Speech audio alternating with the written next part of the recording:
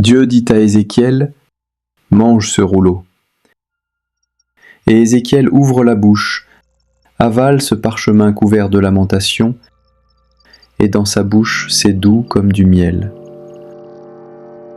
Ce n'est pas une image poétique, c'est une pédagogie divine.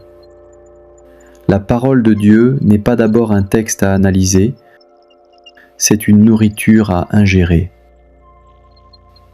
Et le paradoxe, ce qui est douloureux dans le monde, les lamentations, les plaintes, les clameurs, devient douceur dans la bouche de celui qui accepte de le recevoir profondément. Jésus, lui, appelle un enfant et le place au milieu de ses disciples. Ils avaient posé une question ambitieuse. Qui est le plus grand ? Et la réponse est un enfant réel, qui ne sait pas encore se défendre, qui n'a pas de statut, qui dépend de tout le monde. Et Jésus dit, « Si vous ne devenez pas comme lui, vous n'entrez pas dans le royaume. » Et celui qui accueille un tel enfant en mon nom, m'accueille moi.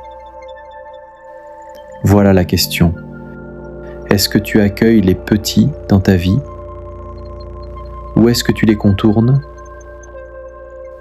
Les petits, ce ne sont pas seulement des enfants. Ce sont ceux qui ne peuvent rien te donner en retour. Ceux dont le regard t'oblige à quelque chose. Ceux que tu croises et évites de croiser. Jésus dit, « Gardez-vous de mépriser un seul de ces petits. »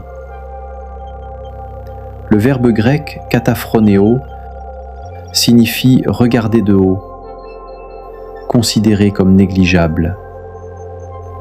Et Jésus dit, « Leurs anges voient sans cesse la face de mon Père. » Ce que tu méprises, Dieu en a la charge directe. Et la brebis perdue ? Jésus laisse 99 sur la montagne pour une seule. Ce n'est pas de l'irresponsabilité, c'est de l'amour qui ne calcule pas. Il y a quelqu'un dans ta vie, peut-être une relation difficile, une personne que tu ne peux pas aider facilement, et le Père est déjà parti la chercher. Sainte Claire a entendu cela.